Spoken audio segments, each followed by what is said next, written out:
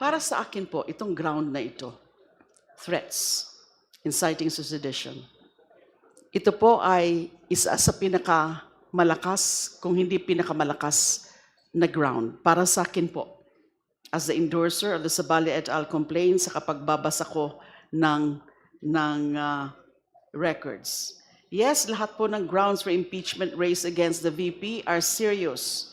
But more than the other grounds, ito pong ground na ito, the threats, is one of the most important in the sense that it gives us an insight into the true character and moral fiber of the VP. Sa pagkakataong yun, maaga pa lang ay nakita na ng buong sambayan ng Pilipino ang tunay na karakter at pagkatao ni VP Sara. Never before in the entire history of the world has a sitting vice president threatened to kill the president and his wife on live streaming video for the whole Filipino nation and even the world to watch. It finally revealed Sara Duterte at her most transparent and unfiltered moment. And para sa akin po, this is not an aberrant attitude of a Duterte. In fact, it is their trademark character. Just recently, yung kapatid nga niya po, si Mayor Baste, said that all he wants is the head of the president, nothing more, and then the Duterte family will be satisfied.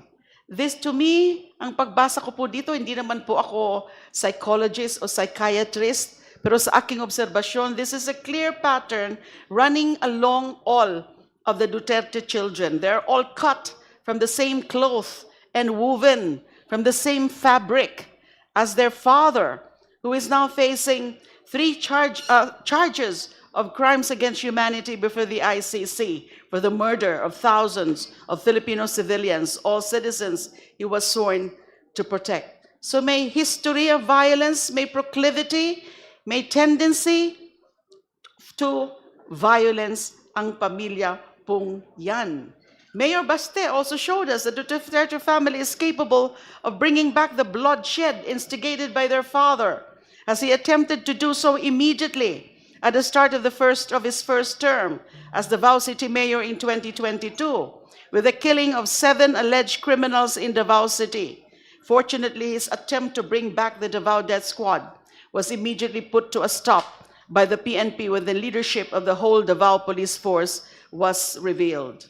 The Davao City Police was no longer the Davao Death Squad that the children grew up with and got used to running their errands, including the occasional execution of enemies, as attested to by DDS leader Arturo Las Cañas. Mayor Baste's failed revival of the DDS is also just a poor copy of his sister's record in the EJK business.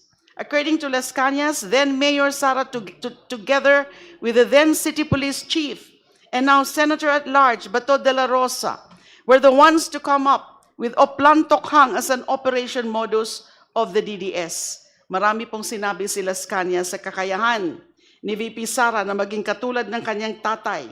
Kaya nung sinabi ni VP Sara na kumuha na siya ng hitman para patayin ang first couple, hindi po yun biro. Siya po mismo ang nagsabi, no joke, no joke.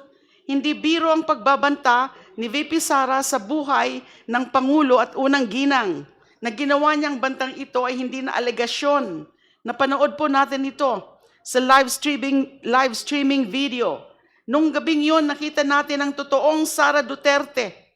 Nanlilisik ang mata, halos bumula ang bibig, at lumabas ang dugo sa tenga dahil tila ba sasabog na ang kanyang ulo sa galit dahil sa pag-detain sa kanyang chief of staff dito mismo sa loob ng batasan.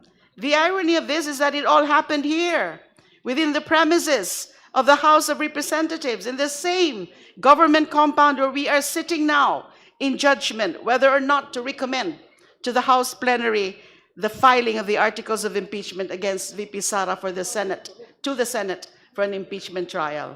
And so we have gone full circle, Madam Chair. Sa haba-haba ng prosesyon na nag-umpisa sa opisina ni Kong Paulo Duterte nung gabi, noong November 23, 2024, bumalik tayo ngayon para dinggin ang krimen at impeachable offense na naganap malapit lamang sa bulwagan na ito. ang seryosong pagbabanta sa buhay ng Pangulo, unang ginang, dating speaker ng kanyang pangalawang Pangulo. Hindi bale sana kung walang gulugod sa likod ng banta. Pero katulad po ng aking sinabi, may kakayahan si VP Sara at ang pamilya Duterte na isa katuparan ng kanilang mga bantang pagpatay sa Pangulo. Sa katunayan, ilang beses na nilang hinahilintulad ang Pangulo sa libo-libong drug addict na pinapatay ng kanilang tatay.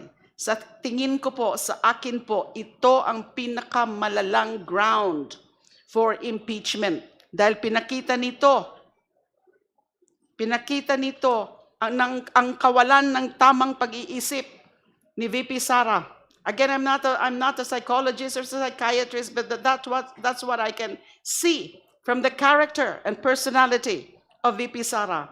Hindi lamang pagbabanta sa buhay ng Pangulo ang ating nasaksihan noong gabing yon mula sa Room 304 ng South Wing Annex, kung hindi ang lagim na kinakaharap ng ating bayan sa ilalim ng isa na namang Duterte.